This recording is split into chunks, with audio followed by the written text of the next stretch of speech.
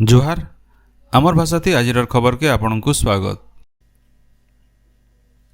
राज्य सरकार महिला मानकु सशक्त करवार के सुभद्रा योजना घोषणा करिसन। गलाकाल विधानसभा नो मुख्यमंत्री मोहन चरण माझी आगरू होइथिबार कैबिनेट निष्पत्ति बाबदे सूचना देगिरी कहिसन जे सुभद्रा योजना 2024-25 नु मूल हेकरी 2028-29 आर्थिक वर्ष तक कार्यकारी हेबा। इथिर लगी 55,825 कोटी टंकार बजेट व्यवस्था करा जायछे। ई योजना थी राज्यर 1 कोटी नु एतका महिलांकर जीवन थी परिवर्तन आनबा बोली मुख्यमंत्री कहिसन।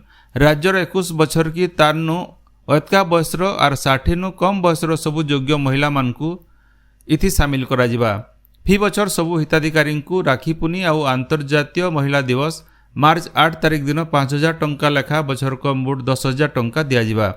साहस देवार थी स्वच्छता के निश्चित करवार लगी आधार पेमेंट ब्रिज सिस्टम एपीबीएस जरिए योग्य हिताधिकारी मानकर बैंक अकाउंट के सीधा सलग डीबीटी जरिए साहस पठा जिबार सहित हिताधिकारी मानकु गोटे सुभद्रा डेबिट कार्ड भी दिया जिबा।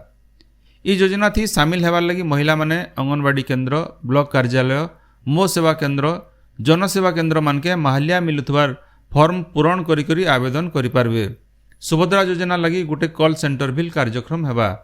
हेले आर्थिक स्वच्छल वर्गर सरकारी चाकरी करुथबा आयकर दौथबार महिला माने ई योजना लगी योग्य विवेचित नाय होन।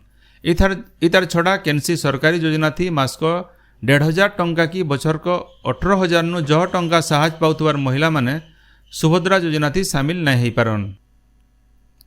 राज्यर सहरांचल नु अनुसूचित जाति आउ अनुसूचित जनजाति वर्गर लुकर घर बार किसम जमी बिक्री क्षेत्र थी राजस्व अधिकारी की स्थानीय तहसीलदार अनुमति बाध्यतामूलक बोली ओडिशा हाईकोर्ट कहिसन।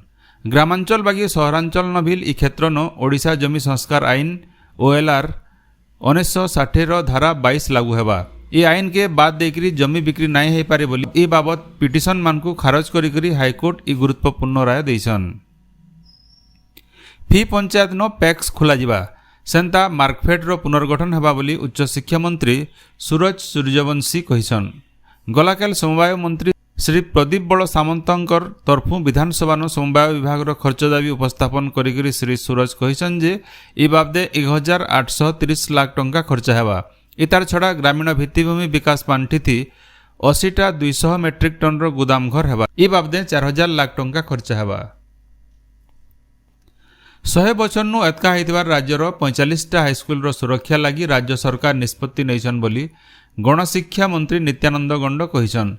विधायक विभूतिभूषण बलवंत रायंकर गोटे प्रश्नर उत्तर देकरी मंत्री श्री गंड कहिसन जे स्कूल मानकर उन्नतीकरण लगी 2023-24 थी नीतिगत राज्य सरकार निष्पत्ति नैछन।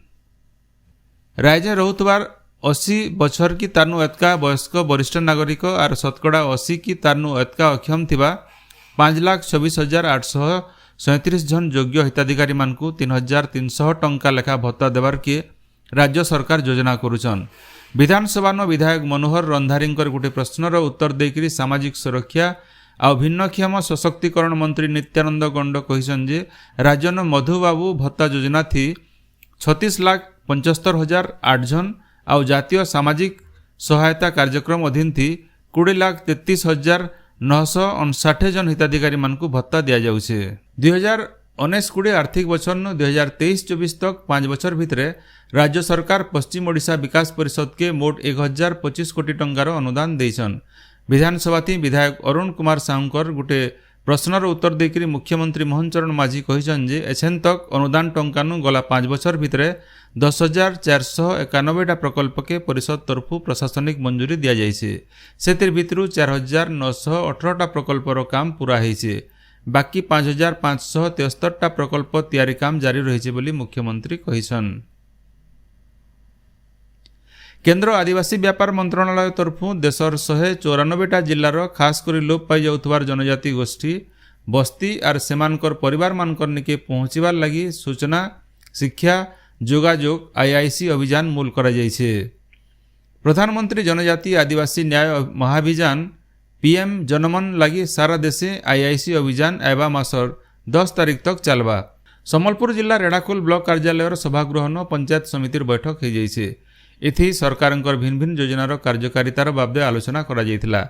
रेढ़ाखोल विधायक प्रसन्न कुमार आचार्य इथि जोग देकरी ଉନ୍ନୟନମୂଳକ କାମମାନଙ୍କର ସମୀକ୍ଷା କରିଥିଲେ। ନୂଆପଡ଼ା ଜିଲ୍ଲା ଖଡ଼ିଆଲ ବ୍ଲକର ବିରିଘାଟ ଗାଁନ ପଶୁଧନ ଜାଗୃତି ଅଭିଯାନ ଗୋକୁଲ ମିଶନ ତରଫୁ ଗୋବନ୍ଧ୍ୟା ଚିକିତ୍ସା ଶିବିର ଆଉ ସଚେତନ କର୍ମଶାଳା ହୋଇଯାଇଛି। ଏହି ଅବସରରେ ଗୋ ସମ୍ପଦ ପ୍ରଦର୍ଶନୀ ଆର୍ ସେମାନଙ୍କର ସ୍ୱାସ୍ଥ୍ୟ ପରୀକ୍ଷା କରାଯାଇଥିଲା। କଳାହାଣ୍ଡି ଜିଲ୍ଲା ଭବାନୀପାଟଣାର ଜିଲ୍ଲାପାଳଙ୍କର ସମ୍ମିଳନୀ କକ୍ଷନ ଜିଲ୍ଲାପାଳ ସଚିନ ପାୱାରଙ୍କର ଅଧ୍ୟକ୍ଷତା ଥି ଆକାଂକ୍ଷୀ ଜିଲ୍ଲା ଆର ସମ୍ପୂର୍ଣ୍ଣତା ଅଭିଯାନ ବାବଦେ ଗୋଟିଏ ସମୀକ୍ଷା ବୈଠକ ହୋଇଯାଇଛି। ବୈଠକ ଥି ଗର୍ଭବତୀ ମହିଳାମାନଙ୍କର ନାଁ ରେଜିଷ୍ଟ୍ରେସନ ଆର୍ ସେମାନଙ୍କୁ ପୁଷ୍ଟିସାର ଖାଦ୍ୟ ଦିଆଯିବାର, ଚାଷୀମାନଙ୍କୁ ମୃତ୍ତିକା ସ୍ୱାସ୍ଥ୍ୟ କାର୍ଡ ବାଣ୍ଟବାର, 9 ରୁ 11 ମାସ ଭିତରେ ଛୋଟ ଛୁଆମାନଙ୍କୁ ଟିକା ଦିଆଯିବାର, ବିଦ୍ୟାଳୟମାନଙ୍କୁ ବିଦ୍ୟୁତକରଣ, ଉଚ୍ଚ ରକ୍ତଚାପ ଆଉ ମଧୁମେହ ରୋଗର ନିରୂପଣ ସ୍ୱୟଂ ସହାୟକ ଗୋଷ୍ଠୀକେ ରିଭଲଭିଂ ଫଣ୍ଡ ଦେବାର ବାବଦେ ବୈଠକ ଥି ସମୀକ୍ଷା କରାଯାଇଥିଲା। ଗଣଦୃଷ୍ଟି ମିଡ଼ିଆ ଆର୍ ଭଟଲି ଦଧିବାବନ ଡିଗ୍ରୀ କଲେଜ ତରଫୁ ଗଲାକାଲ ଜଳବାୟୁ ପରିବର୍ତ୍ତନ ଲାଗି ହେଉଥିବାର ସଂକଟ ଆର୍ ତାର ଭବିଷ୍ୟତ ପ୍ରସଙ୍ଗ ଉପରେ ଗଣଦୃଷ୍ଟି ପାଠଶାଳା କାର୍ଯ୍ୟକ୍ରମ ଆୟୋଜନ ହୋଇଯାଇଛି।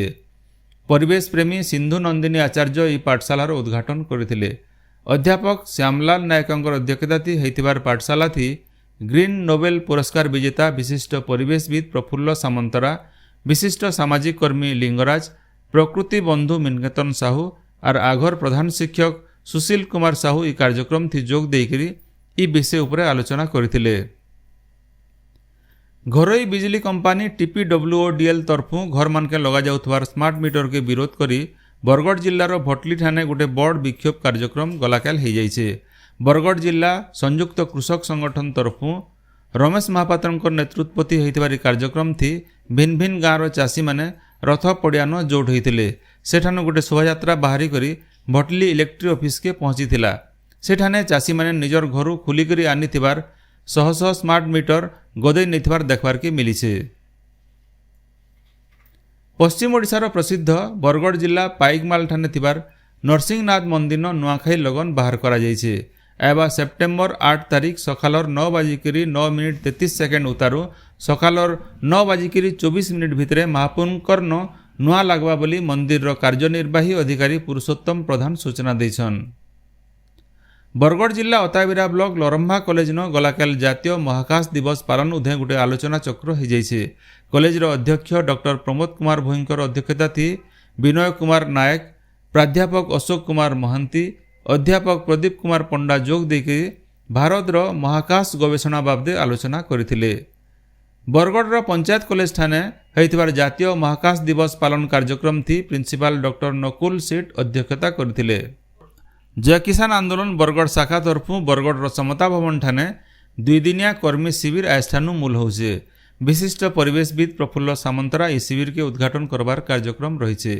बरगढ़ जिल्लार 12टा ब्लॉक नथिबार कर्मी माने शिविर थी जोग देबे बोली जय किसान आंदोलन रो बरगढ़ जिला सभापति सुशील साहू और संपादक हर बणिया सूचना देछन।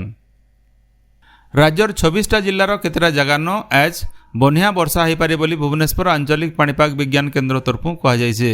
इमानकर भितरु सम्बलपुर, सुंदरगढ़, झारसुगुड़ा, देवगढ़, ढेंकानाल, अनुगुल और केन्दुझर जिल्ला न अप्रबल वर्षा हो पारे। आपण माने सबुदिन सुनुछन आमर भाषा थी रेडियो खबर सम्बलपुरी समाचार बाबदे आपणकर मतामत देवार सहित ई काम के आगे जारी रखबार लगी तहक और सहयोग देवार के अनुरोध। आमर यूट्यूब चैनल के लाइक, शेयर और सब्सक्राइब करुन आउ फेसबुक पेज के फॉलो करुन। जोहार।